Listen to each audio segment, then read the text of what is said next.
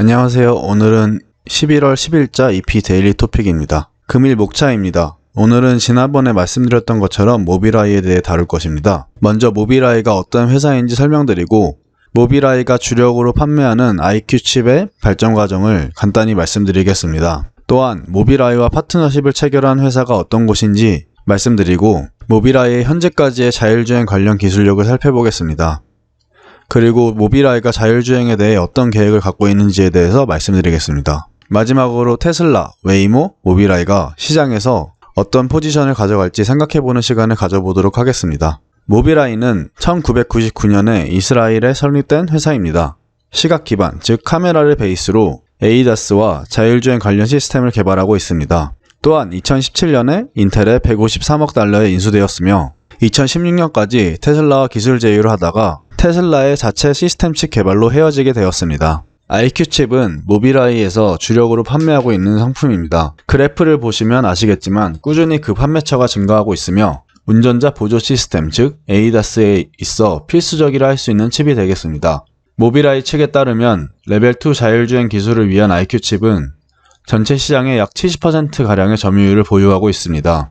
이를 기용하고 있는 자동차들은 전 세계적으로 약 2,700만 대이며 전 세계 29개 자동차 제조회사에서 기용하고 있는 수준입니다. 즉 레벨 2까지의 자율주행 시장에서는 모빌아이가 독보적인 점유율을 자랑하고 있습니다. 그렇다면 이 IQ칩의 발전 과정에 대해 간략히 말씀드리면서 주요 기술에 대해 말씀드리도록 하겠습니다. 우선 2008년에 개발된 1세대 IQ칩은 업계 최초로 카메라와 레이더를 적용시켰습니다. 이런 기술력에 힘입어 업계 최초로 차선 이탈 경고 기술인 LDW, 차체의 높낮이 조절 기술인 AHC, 교통표지판 감지 시스템인 TSR을 적용시켰습니다. 2010년에 개발된 2세대 IQ칩은 업계 최초로 보행자 AEB, 즉 보행자 감지 시 비상제동 시스템을 탑재했으며 업계 최초로 카메라만으로 FCW, ACC, TJA 기술을 적용시켰습니다. 여기서 FCW란 앞차의 속도와 해당 차의 속도를 감지해 충돌 위험을 감지하는 시스템이며 ACC는 고속도로 등 일정 속도 이상의 도로에서 안전거리를 유지하는 기능입니다. TJA는 ACC의 저속 버전으로 차가 막힐 때 적용되는 기술이라 생각하시면 되겠습니다. 이 TJA와 ACC는 모두 페달에서 밟을 때도 자동으로 앞차와의 간격을 유지하며 주행하는 기술입니다. 이렇게 1세대와 2세대의 IQ칩은 자율주행 레벨 1까지의 기술을 지원했습니다. 그리고 2014년 IQ칩 3세대 칩이 나왔습니다. 업계 최초로 신호등 감지, 동물 감지 등을 할 수 있게 업그레이드 되었고 도로 위에 있는 것이 차량인지 사람인지도 구분할 수 있게끔 해주었습니다.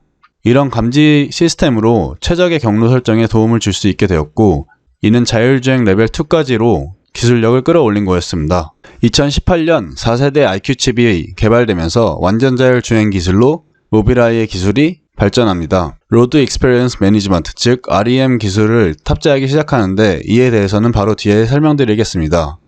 또한 드라이빙 폴리시를 적용합니다.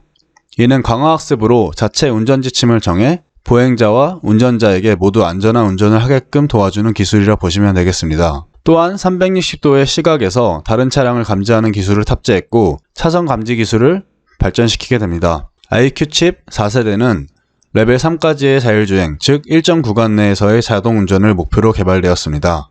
REM에 대한 설명을 하기 전에 모빌아이의 또 다른 주력 상품인 모빌아이 커넥트에 대해 간단히 설명드리겠습니다. 모빌아이 커넥트의 기능은 IQ 칩으로 구동이 되며 모빌아이와 제휴를 맺지 않은 회사의 차량이어도 모빌아이의 ADAS 프로그램을 지원하게끔 해주는 단말기라 보시면 되겠습니다.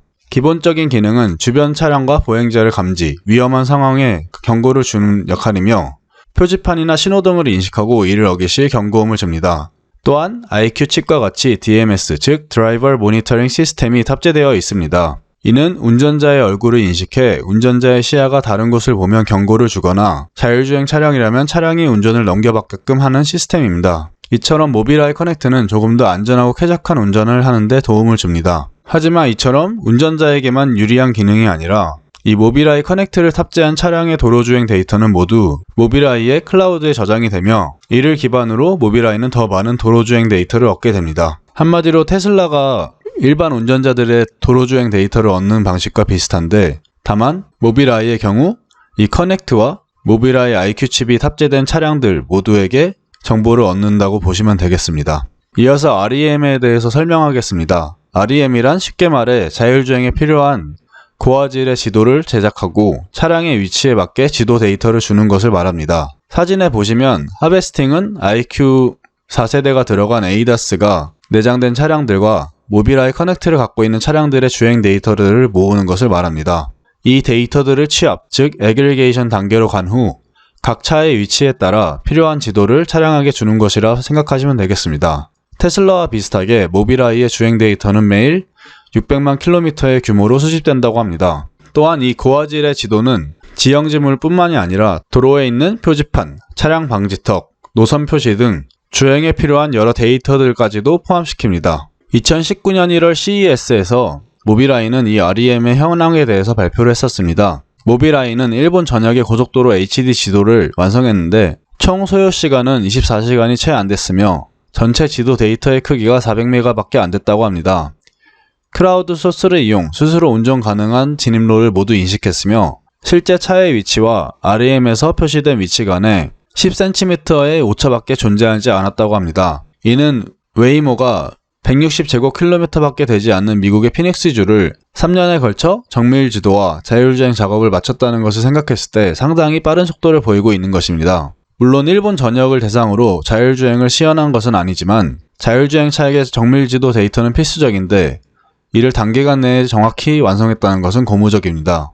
올해 1월 CES에서 모빌아이는 향후 지도 데이터를 만들 곳에 대해서 발표했었는데요. 20년까지 하베스팅, 즉 지도 데이터 수집 차량을 유럽에 100만 대 주행시킬 것이며 21년까지 미국에 100만 대의 하베스팅 차량을 주행시킬 계획이라 합니다. 원래는 20년 1분기까지 유럽의 지도 데이터를 만든다고 했으나 코로나 때문에 현재 진행 중인 것으로 알고 있습니다. 또한 올해 말까지 대부분의 미국 도로 지도를 만들겠다고 발표했으나 이 역시 코로나 때문에 조금 더 기간이 걸릴 것으로 예상됩니다. 이제 최근에 개발된 IQ 5세대 칩에 대해서 말씀드리겠습니다. 이 칩은 레벨 4와 레벨 5의 자율주행 수준까지 염두하고 만들어진 칩이며 모빌아이에 따르면 이 칩 2개와 인텔사의 에이톰 프로세서가 결합되면 레벨 5 자율주행까지 충분하다는 의견입니다. 이는 인텔사에 인수되면서 적극 인텔 기술을 활용해 개발된 것으로 오픈 소프트웨어 플랫폼을 지원해 자동차 제조사들의 취향대로 알고리즘 프로그램이 가능하다고 합니다. 기존 칩들의 기술력에 더해 RSS라는 것 역시 개발을 했는데 이는 자율주행 차량 안전을 위한 공식으로 차량 안전에 관한 산업 기준으로 정착시키려고 모빌아이 측에서 노력 중입니다. 또한 이 칩의 성능에 대해서는 테슬라의 하드웨어 3.0보다 훨씬 미세공정해서 설계되었으나 성능 자체는 조금 떨어진다고 합니다. 하지만 테슬라의 하드웨어 3.0의 경우 테슬라 차량만을 목표로 만들어졌고 IQ 5세대 칩은 범용적으로 설계되었다는 큰 차이점이 있습니다. 또한 오픈 플랫폼이란 말은 각 차량 제조사들의 자율주행 프로그램에 맞는 솔루션을 제공할 것이란 말이기 때문에 더욱 발전할 여지가 있다는 의미로 보입니다. 모빌아이의 레벨 2 ADAS는 독보적인 수준인데요. 닛산, 폭스바겐, 그리고 BMW의 자율주행 개발에도 이 시스템을 채용하고 있습니다. 이 외에도 12개의 회사들이 채용 중이며 앞으로 13개의 회사들이 기용할 계획이라 합니다.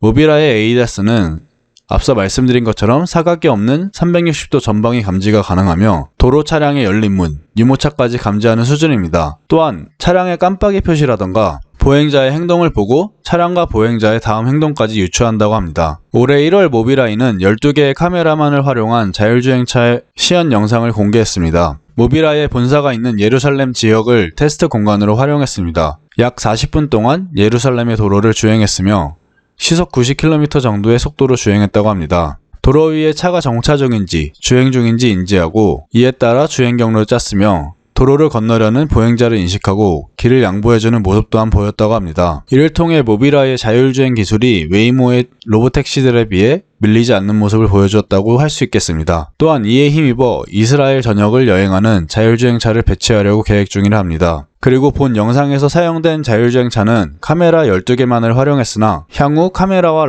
레이더까지 사용한 자율주행차도 개발할 계획이라고 합니다. 그렇게 독립적으로 개발된 두 경우를 비교하고 강점을 모아 더 안전한 자율주행 프로그램을 만들 계획이라 합니다. 지난 7월 모빌아이는 독일의 어느 도로에서든 자율주행 테스트를 할 수 있는 허가를 받았습니다. 독일 기술감독협회에 따르면 이는 예루살렘의 기존 자율주행 차량들을 보고 결정되었다고 합니다. 여태껏 독일 내 완전 자율주행 테스트는 폐쇄된 곳이나 시뮬레이션만 허가되어 있었는데 모빌아이가 전국 도로를 무대로 테스트를 할 수 있게 된 것입니다. 테스트는 1차적으로 미네네 도로를 시험 주행할 것이며 점차 독일 전역으로 확대해 나갈 계획이라고 합니다. 모빌아이의 향후 전략에 대해서 말씀드리도록 하겠습니다. 이에 앞서 말씀드리고 싶은 것은 테슬라, 웨이모, 모빌아이 모두 자율주행 택시를 1차적인 목표로 하고 있다는 사실입니다. 웨이모는 현재 자율주행 택시를 미국에서 운행 중이며 테슬라 역시 자사의 완전 자율주행 소프트웨어 가격이 계속 오를 예정이지만 이는 테슬라의 차량을 차주가 타지 않는 동안 무인 택시로 활용함으로써 그 가격을 채우고도 남을 것이라 발표한 바 있습니다. 모빌아이 역시 이런 사업에 뛰어들 예정입니다. 그 명칭이 바로 마스인데요.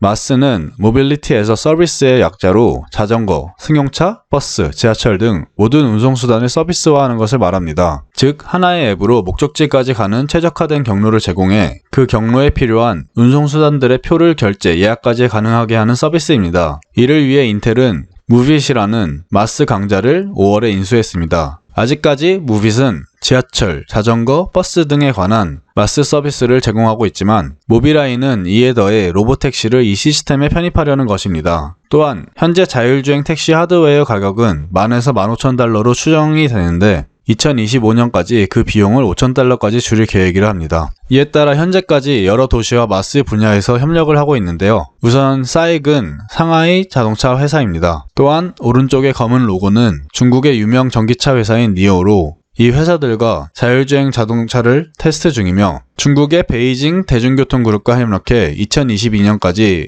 마스 서비스 제공을 계획하고 있다고 합니다. 또한 RATP는 파리의 대중교통을 책임지는 회사인데요. 파리에 2021년까지 로보택시 운영을 계획 중이라 합니다. 마지막으로 이스라엘 관광지로 유명한 텔아비브 지역에 2021년에서 22년까지 로보택시 운영을 계획 중입니다. 앞서 말씀드린 것뿐만 아니라 오는 1월 발표된 내용인데 우리나라의 대구시와 마스 서비스를 위한 업무 협력을 체결했다고 합니다. 이에 따라 2주 전에 대구 지역 법인 택시 375대에 모빌아이 커넥트를 탑재시켰고 다른 지역과 마찬가지로 22년까지 로보택시 서비스를 목표로 하고 있다 합니다. 그렇다면 테슬라, 웨이모, 모빌아이의 앞으로의 방향은 어떻게 될까요? 일단 어느 회사가 되었든 자율주행 기술은 짧으면 수년 내로 완성될 것입니다. 그렇지만 이 중 어떤 회사가 그 시장을 가져갈 것인가에 대한 질문한다면 아직 알 수 없다가 정답입니다. 하지만 여태까지의 행보로 봤을 때 테슬라는 자율주행 차량의 시장에서 애플과 같은 위치를 목표로 하고 있다고 볼 수 있겠습니다. 애플이 아이폰, iOS 모두 개발하는 것처럼 테슬라는 차량과 소프트웨어 모두 개발을 하고 있습니다. 또한 이에 기반해서 자신들의 매니아층을 갖고 그 시장을 위주로 공략할 것 같습니다. 한편 웨이모는 자율주행까지 필요한 정밀 지도나 데이터의 확보가 다른 경쟁사들에 비해 느린 편입니다. 하지만 테슬라나 모빌아이와 달리 조금 더 공격적으로 자율주행 트럭 개발에 힘쓰는 것을 보면 화물 운송과 같은 특수한 상황에 강점을 보일 것 같습니다. 마지막으로 모빌아이는 구글의 안드로이드를 생각하시면 되겠습니다. 각 차량 제조사들에 맞는 자율주행 솔루션을 제공하며 여러 회사들에게 시스템 칩을 제공하는 것을 보면 세 회사 모두 자율주행 개발을 완성했다는 가정하에 테슬라는 지금의 애플, 모빌아이는 안드로이드와 같은 포지션에서 시장을 양분할 것이고 웨이모는 특수업종 쪽의 시장을 점유할 것으로 보입니다. 이는 제 주관적인 입장임을 다시 한번 거듭 말씀드립니다. 네, 이상으로 EP 토픽이었습니다. 다음 영상에서는 더 흥미로운 주제로 찾아뵙도록 하겠습니다. 구독과 좋아요는 저희에게 큰 힘이 됩니다. 감사합니다.